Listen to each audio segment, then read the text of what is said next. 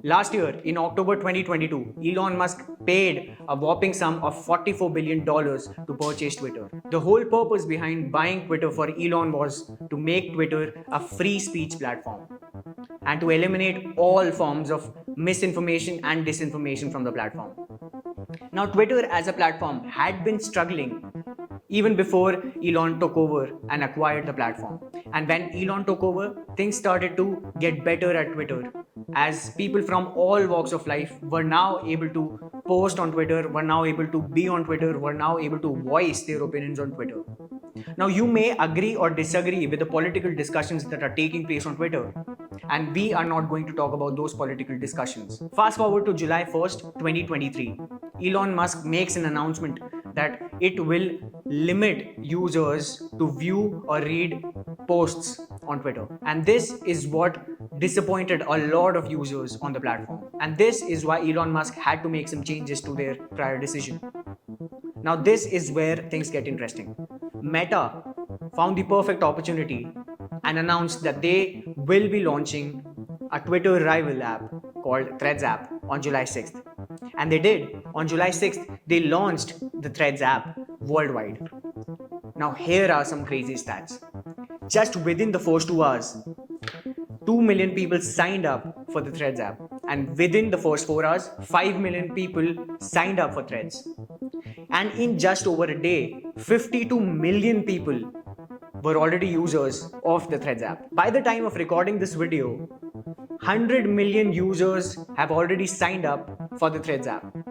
If this is not what crazy is, I don't know what is. Not only that, Threads has become the fastest growing app as it reached 100 million users in just 5 days. ChatGPT held this record previously by hitting 100 million users in 2 months. And that was just a few months back earlier this year. Now you may say that this is not a fair comparison, as Meta already has a user base data of over 3 billion people and it has over 2 billion monthly active users on Instagram. Now, to be honest, that's a fair criticism and that's a fair question.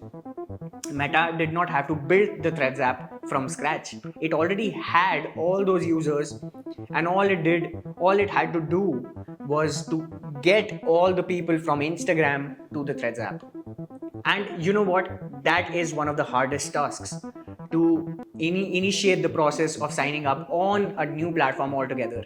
That is where users, they tend to lag behind and they tend to not basically sign up on a new app. But this whole process of transitioning from Instagram to Threads was perfectly fine and smooth. Users not only signed up on the app, but they also used this app and started posting. Threads app already had over 95 million posts just by Thursday, a few hours after being launched on Wednesday night.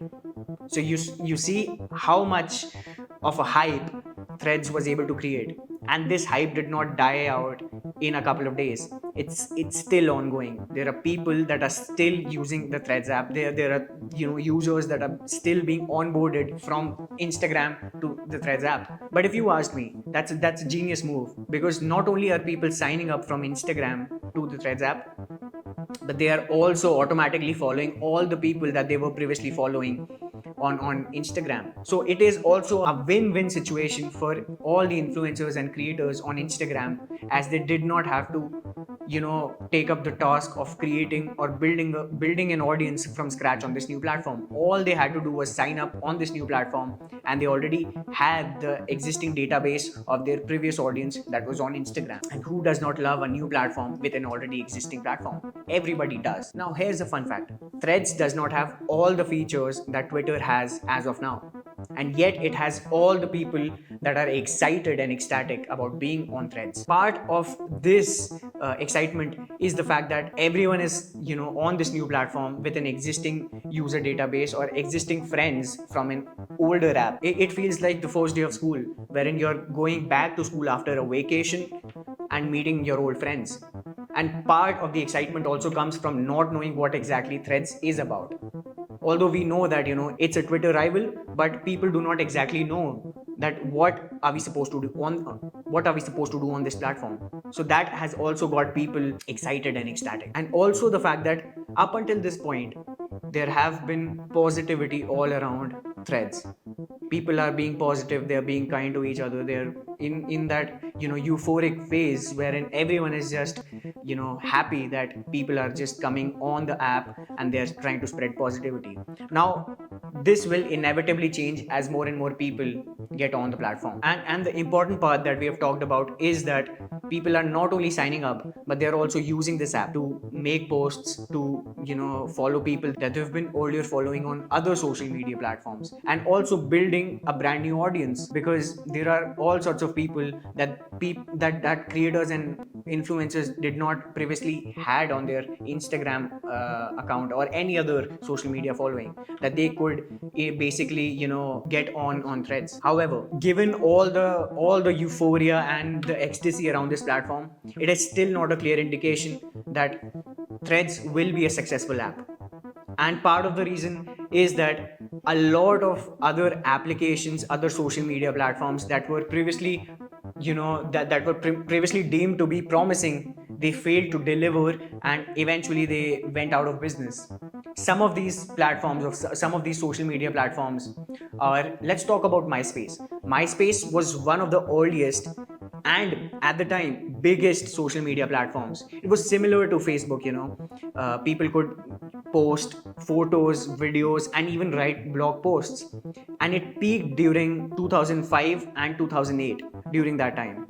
But it eventually had to take a backseat as Facebook launched in 04, and things did not turn out to be good ever since then for MySpace. And eventually, now at this point of time, no one actually knows what MySpace was all about. Another platform that we need to look at is Google Plus. Now, Google Plus was a product or a social media platform that was basically launched by Google. It was launched in 2011, and it basically aimed to compete with all other social media giants at that point of time.